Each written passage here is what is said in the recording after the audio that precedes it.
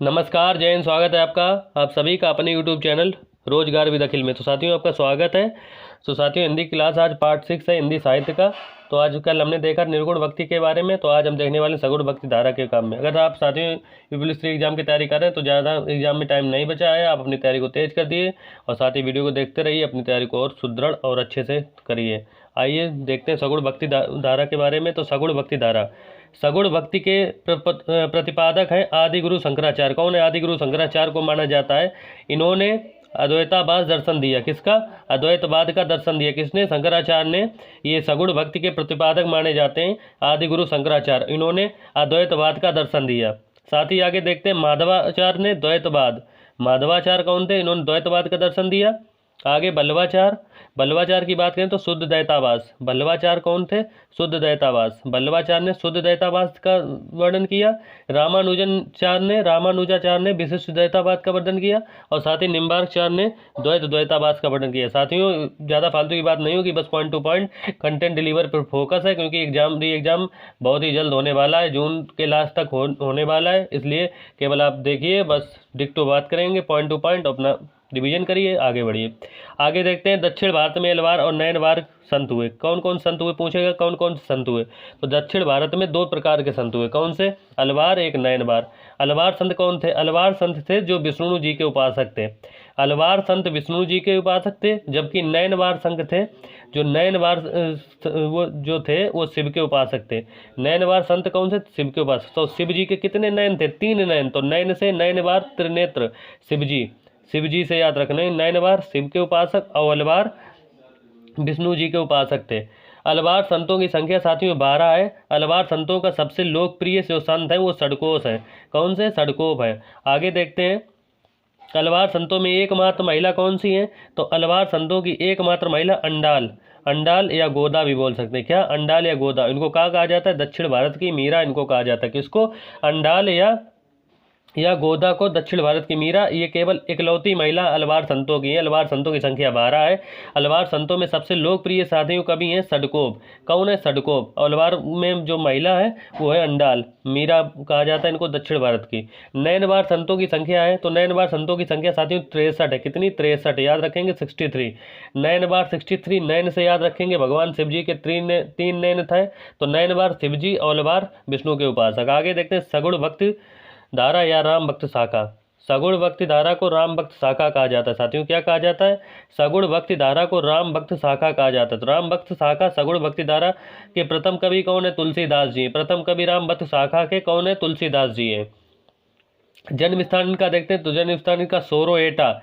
सोरोएटा किसके? हजारी प्रसाद द्विवेदी के अनुसार सोरोएटा में, और राजापुर बांदा रामचंद्र शुक्ल जी के, और शिव सेंगर के अनुसार राजा बांदा। राजापुर बांदा रामचंद्र शुक्ल जी के अनुसार और शिव सेंगर जी के अनुसार राजा बांदा। जबकि सेरो एटा हजारी प्रसाद द्विवेदी जी के अनुसार किसका जन्म? तुलसीदास जी का जन्म। राम भक्त शाखा कवि या सगुण भक्ति धारा या सगुण धारा। आगे देखते हैं साथियों इनके जीवन काल के बारे में। जीवन काल कब से कब है? 1532 से 1623 तक। कब से? 1532 से 1623 तक इनका जीवन काल रहा है। इनका वाराणसी 80 घाट में इनकी मृत्यु हुई। कहाँ? वाराणसी में कई घाट हैं, मणिगढ़ का घाट, 80 घाट, इस तरीके कई घाट हैं। तो वाराणसी के कौन से घाट में? 80 घाट में इनकी मृत्यु हुई। पिता इनके आत्माराम दुबे थे। पिता का नाम आत्माराम दुबे था, जबकि माता इनकी उलसी थी। माता इनकी उलसी थी। तुलसीदास से नाम रखना, माता इनकी उलसी थी और पिता इनके कौन से? आत्माराम दुबे थे। और साथ ही इन्होंने इनकी जो पत्नी थी रत्नावली। पत्नी थी कौन सी? रत्नावली। तुलसीदास की प्रमुख रचनाएं के बारे में साथियों देखते हैं, तो महत्वपूर्ण नोट करेंगे। आप चाहें तो नोट्स बना सकते हैं या वीडियो को दोबारा भी देख सकते हैं, जिससे आपके दिमाग में डिक्टो छप जाए चीज़ें।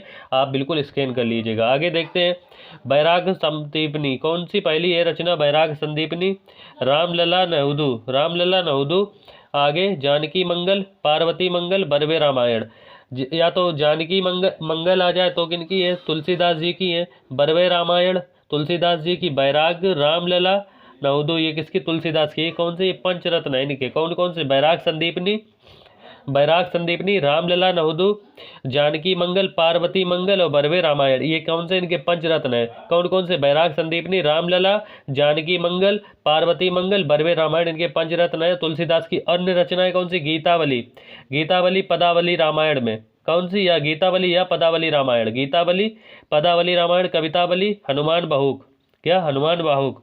गीतावली, कवितावली, हनुमान बाहुक। दोहावली, विनय पत्रिका, ये इंपॉर्टेंट, विनय पत्रिका बहुत ज़्यादा पूछा गया पिछली बार भी। तो गीतावली, कवितावली, दोहावली, गीतावली, कवितावली, दोहावली, विनय पत्रिका, कृष्ण गीतावली, रामाज्ञा प्रश्न और रामचरितमानस। कौन कौन सी? रामाज्ञा प्रश्न, रामचरितमानस, कृष्ण गीतावली, विनय पत्रिका, दोहावली, कवितावली और गीतावली। इनके पदावली रामायण से, गीतावली, हनुमान बाहुक से कवितावली। आगे देखेंगे साथियों, इनके प्रमुख 5 ग्रंथ जो है बड़े ग्रंथ हैं। 5 ग्रंथ इनके कौन से? बड़े ग्रंथ हैं, जबकि 7 इनके ग्रंथ छोटे हैं।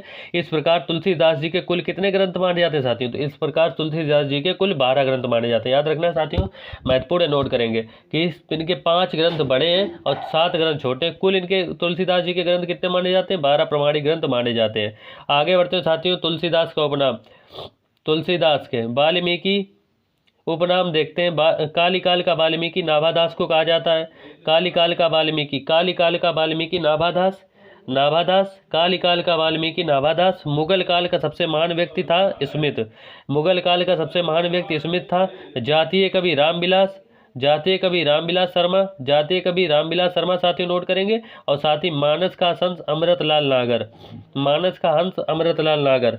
कौन सा? मानस का हंस अमृतलाल नागर। इंपॉर्टेंट है, रट लीजिए, बिल्कुल रट के जाने, डिक्टो याद करके जाने। जो जैसे जो उपनाम है, जैसे कालिका वाल्मीकि, कालिका वाल्मीकि नाभादास है। मुगल काल का सबसे महत्तम स्मिथ। और जातीय कवि रामविलास शर्मा और मानस का हंस अमृतलाल नागर। आगे देखेंगे साथियों, तुलसीदास के गुरु के बारे में बात करें। तुलसीदास जी के जो गुरु थे वो नरसिंह दास थे। इनका अन्य नाम क्या? नर आर्यदास। क्या? नर आर्यदास या नरसिंह दास। किसके गुरु? तुलसीदास जी के गुरु जो थे नर आर्यदास या नरसिंह दास थे। आगे बढ़ते साथियों, इनकी रचनाएं के बारे में बात। कृष्ण गीतावली तुलसीदास की, वैराग्य संदीपनी ऊपर बात कर चुके इनके बारे में। कवितावली, विनय पत्रिका, दोहावली और गीतावली याद रखना बहुत प्रमुख है, इसको तो बिल्कुल घोट के पी जाइएगा। आगे देखते हैं, इनके गुरु नरसिंह दास थे। किसके गुरु? तुलसीदास जी के। और मानस का हंस किसको कहा जाता है? अमृतलाल नागर को। जातीय कवि साथियों कौन से? तो रामविलास शर्मा है। जबकि मुगल का सबसे महान व्यक्ति कौन था? तो ये स्मिथ थे। और कालिकाल का वाल्मीकि नाभादास को कहा जाता है। आगे देखेंगे, जो इनकी विनय पत्रिका, कवितावली, दोहावली, गीतावली, आप साथ साथ बोलते जाइए मेरे, तो आपको याद होता जाएगा कि कवितावली, कृष्णावली, गीतावली, विनय पत्रिका, वैराग संदापनी, ये कौन सी? ये ब्रज भाषा में रचनाएं हैं। किसमें? ब्रज भाषा में। बाकी इनकी रचनाएं जो है वो अन्य अवधि भाषा में, जैसे रामचरितमानस अवधि भाषा में है, रामचरितमानस की अवधि भाषा में। जबकि ये जो कवितावली, गीतावली, कृष्णावली, दोहावली, ये कौन सी है? ये केवल ब्रज भाषा में। आगे देखते हैं, तुलसीदास जी ने पहली बार रामचरितमानस रसकान को सुनाई थी। किसको सुनाई थी? रसकान। ये इंपॉर्टेंट नहीं है, ये इंपॉर्टेंट उतना नहीं, बागली देख लीजिए। तुलसीदास जी ने पहली बार रामचरितमानस रसकान को सुनाई थी। आगे बढ़ते हैं साथियों, ज़्यादा टाइम वेस्ट नहीं करते हैं, क्योंकि डिक्टो पॉइंट टू पॉइंट देखते हैं, और जिससे आपको टाइम भी बचेगा, आप रिवीजन भी अच्छे से कर पाएंगे और अपना टाइम दूसरे सब्जेक्ट में लगाकर अपना स्कोर बूस्ट कर पाएंगे। नाभादास को भक्तमाल, नाभादास ने भक्तमाल की रचना की है। भक्तमाल, नाभादास, नाभादास, भक्तमाल, भक्तमाल, नाभादास, नाभादास, भक्तमाल, इस तरीके से याद रखेंगे। तो भक्तमाल, नाभादास, भक्तमाल, नाभादास, नाभादास ने कौन सी लिखी थी? भक्तमाल। आगे देखें साथियों, केशव दास, केशव दास की रामचंद्रिका, रसिक प्रिया, रतन बावनी और ज्ञान गीता, विज्ञान गीता और नखासीख और छंदमाल। छंदमाल, नखासीख, विज्ञान गीता, रतन बावनी, रसिक प्रिया और रामचंद्रिका किसकी? केशव दास। इनका जन्म कब हुआ? ये तो इम्पोर्टेंट नहीं है। हाल 1555 से 1617, 1555 से 1617 किसकी? केशव दास जी। 1555 से 1617 इनकी प्रमुख है रामचंद्रिका और रसिक प्रिया। ये दोनों बहुत ज़्यादा अच्छे से याद कर लेना, क्योंकि इससे यहाँ से क्वेश्चन बने हैं। तो कौन सी? रामचंद्रिका, ये इंपॉर्टेंट है, और रसिक प्रिया इंपॉर्टेंट है। आगे रतन बावनी, विज्ञान गीता, नखसिख, नखासिक और छंदमाल किसकी है? केशव दास की। एक बार फिर से साथियों याद करेंगे, रामचंद्रिका केशव दास जी की, रसिक प्रिया भी केशव दास जी की, रतन बावनी केशव दास, रतन बावनी केशव दास और नखासिक केशव दास, विज्ञान गीता किसकी है? केशव दास जी की। छंदमाल इनकी रचनाएं हैं। आगे देखते हैं, रामचंद्रिका की ईर्ष्या में कृष्णचंद्रिका के गुमनाम कवि को लिखा गया। किसको? रामचंद्र की ईर्ष्या में, रामचंद्रिका की ईर्ष्या में कृष्णचंद्रिका को गुमनाम कवि ने लिखा है। किसको? कोई कवि होंगे जिनको इनसे ईर्ष्या हुई रामचंद्रिका से, तो उन्होंने क्या लिखा? कृष्णचंद्रिका लिखी, गुमनाम कवि ने लिखा है। माधवदास चरण रामरासो, माधवदास चरण ने क्या लिखा? रामरासो। राम रासो, माधवदास चरण और रायमल पांडे, हनुमान चरित, हनुम चरित किसकी? हनुम चरित रायमल दास पांडे, हमुन चरित रामल दास पांडे और लालदास अवध विलास, अवध विलास। लाल जब तुम्हारा दास होगा तो तुम हमेशा विलास, भोग विलास में रहोगे, तो अवध विलास। तो लालदास अवध विलास, रायमल पांडे हनुमान चरित, राम के जो रायमल पांडे हनुमान चरित, माधवदास राम रासो। माधवदास साथियों किसकी? राम रासो। आगे देखेंगे और ज़्यादा टाइम ना वेस्ट करते हुए बस जल्दी जल्दी क्लास को कंप्लीट करते हैं। सगुण भक्ति धारा के कवि और थे कृष्ण भक्ति। पहले राम भक्त के बारे में बात की, अब कृष्ण भक्त के शाखा के बारे में बात करेंगे साथियों। तो प्रतिपादक कौन से? निम्बार्काचार। कौन से? निम्बार्काचार। रचना कौन सी इसकी? इनकी ये दशास लोकी। निम्बार्काचार इसके प्रतिपादक कौन? कृष्ण भक्ति शाखा के कवि। सगुण भक्ति की शाखा के दो थे, एक राम भक्त शाखा जिसके बारे में ऊपर बात की जा चुकी साथियों, और दूसरा है कृष्ण भक्त शाखा। तो प्रतिपादन किसने किया इनका? निम्बार्काचार्य ने। किसका? सगुण भक्ति में कृष्ण भक्ति शाखा का निम्बार्काचार्य ने इनका क्या किया? इनका प्रतिपादन किया। इनकी रचना थी दशाक लोकी। किसकी? दशास लोकी। आगे देखेंगे श्री भट्ट और उनके शिष्य हरिव्यास ने इस शाखा को आगे बढ़ाया। किसने? श्री भट्ट और उनके गुरु, उनके शिष्य हरिव्यास ने इस शाखा को आगे बढ़ाया। किसको? सगुण शाखा में कृष्ण भक्ति शाखा को आगे बढ़ाया। और युगल सत्तक अधिवानी इन्हीं की ये रचना है। किसकी? युगल सत्तक अधिवानी किसकी है? श्री भट्ट शुक्ल की। श्री भट्ट शुक्ल की कौन सी? युगल सत्तक अधिवानी। और महावाणी किसकी रचना? हरिव्यास महावाणी।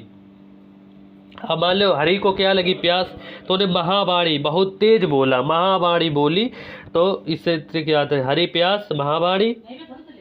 और श्री भट्ट युगल शतक अधिवानी। आदिवासी को श्री भट्ट आदिवासी को कह दिया, मतलब किसी ने आदिवासी को फटकार लगाई, कह दिया भट्ट आदिवासी, वो कह रहा श्री भट्ट आदिवासी। तो ये याद रखेंगे साथियों। आगे देखेंगे जयदेव ने गीत गोविंद की रचना की है। ये इंपॉर्टेंट है, जयदेव की काफ़ी बार पूछी गई है, नोट कर लीजिएगा साथियों कि जयदेव ने किसकी? गीत गोविंद। तो गीत गोविंद जयदेव गीत गोविंद। आगे देखते हैं बल्लभाचार्य ने पूर्व मीमांसा भाष्य, उत्तर मीमांसा भाष्य और अणुभाष्य अधूरा, इसके पूर्ण इनके पुत्र विट्ठलनाथ ने किया है। किसको? अणुभाष्य को अधूरा था किसके द्वारा? बल्लभाचार्य द्वारा। पूर्व मीमांसा, उत्तर मीमांसा। मीमांसा जहाँ भी आ जाए बल्लभाचार्य याद कर लीजिएगा, बिल्कुल आप राइट आंसर मार के आएंगे। तो बल्लभाचार्य साथियों पूर्व मीमांसा, उत्तर मीमांसा और अणुभाष्य किससे? इनका अधूरा था अणुभाष्य, तो इसको पूरा किया इनके एक पुत्र ने जिनका नाम विट्ठलनाथ था। बल्लभाचार्य के जो पुत्र थे विट्ठलनाथ, इन्होंने अष्टछाप कवियों की निर्माण किया था। आगे देखेंगे 1565 में विट्ठलनाथ ने अपने 4 शिष्यों और बल्लभाचार्य के 4 शिष्यों को मिलाकर अष्टछाप स्थापित किया। क्या? अष्टछाप स्थापित किया। अभी मैंने आपको ऊपर बताया कि विट्ठलनाथ ने 1565 में अपने 4 शिष्यों और जो उनके फादर थे बल्लभाचार्य, उनके 4 शिष्यों को मिलाकर अष्टछाप स्थापित किया था। तो अष्टछाप के जो प्रमुख 2 कवि है उसको तो आप बिल्कुल रट के जाइएगा, जैसे कुंभन दास पूछेगा और कृष्णदास।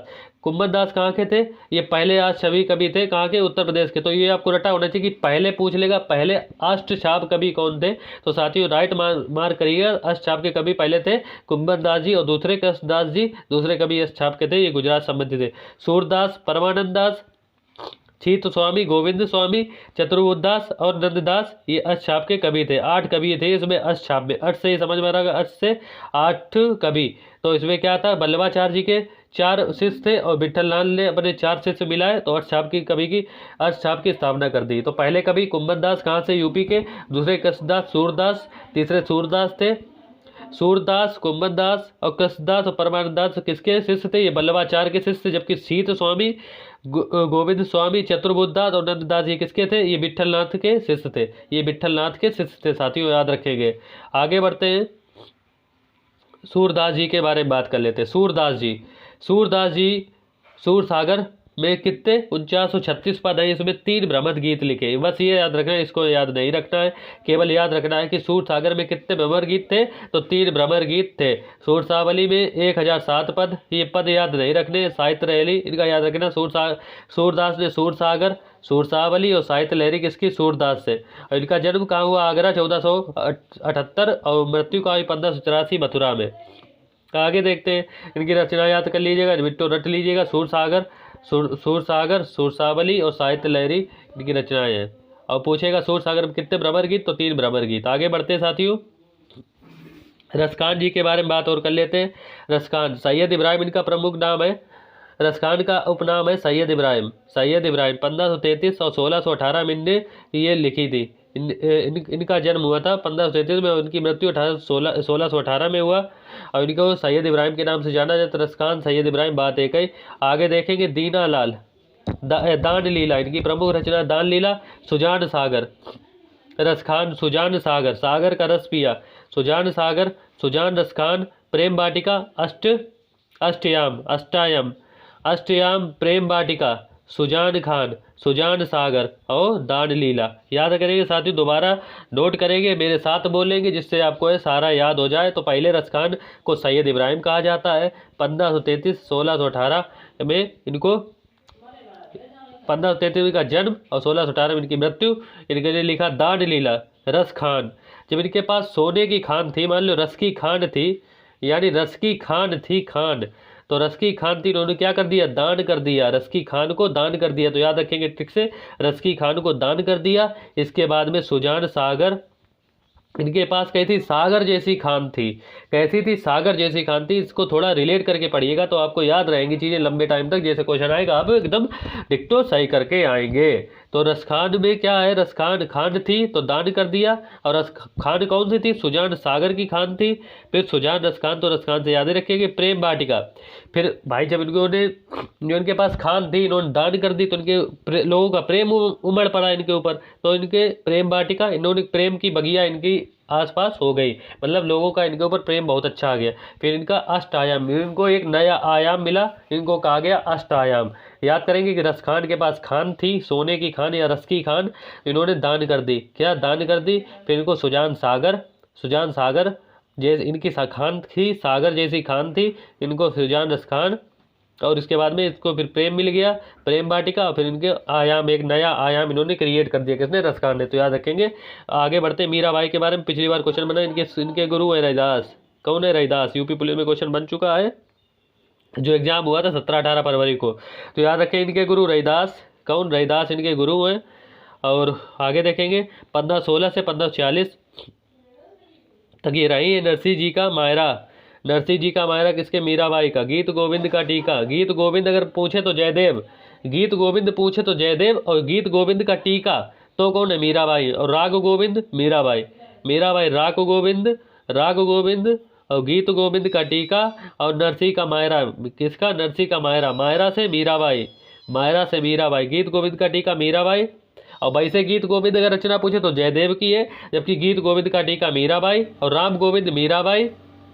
और इनके सबसे इंपॉर्टेंट है कि इनके गुरु याद रखिए संत रैदास, इनके गुरु थे। आगे बढ़ते, रीतकाल खत्म हो गया। तो साथियों आज इतना ही रखते हैं, और कल रीतकाल के बारे में बात करते हैं। पार्ट बाय पार्ट आपको क्लासें मिलती रहेंगी, और आप अपना रिवीजन करते रहिए, अच्छे से करते रहिए, और अब चीज़ों को डिक्टो याद करते रहिए। आप समय बचाकर सब्जेक्ट पे लगाए, हिंदी में कोई प्रॉब्लम होगी नहीं आपको, मेरा ये वादा है। आपको 15-16 जून तक लगभग 80% क्लासें मैं आपको अपलोड करके दे दूंगा, जिससे आप देखेंगे टॉपिक वाइज आप सारी क्लासों को देखिए। और प्लेलिस्ट इस चैनल पर बनी, चैनल पर अगर नए हो तो चैनल को सब्सक्राइब कर दें, और अपनी इच्छा अनुसार लाइक करें। अगर कोई इच्छा हो तो लाइक कर दें, ना इच्छा तो डिसलाइक करें, बिल्कुल ऐसी कोई प्रॉब्लम नहीं है। बाकी खुश रहिए, मस्त रहिए, अपनी तैयारी अच्छे से करते रहिए। जय हिंद, जय भारत।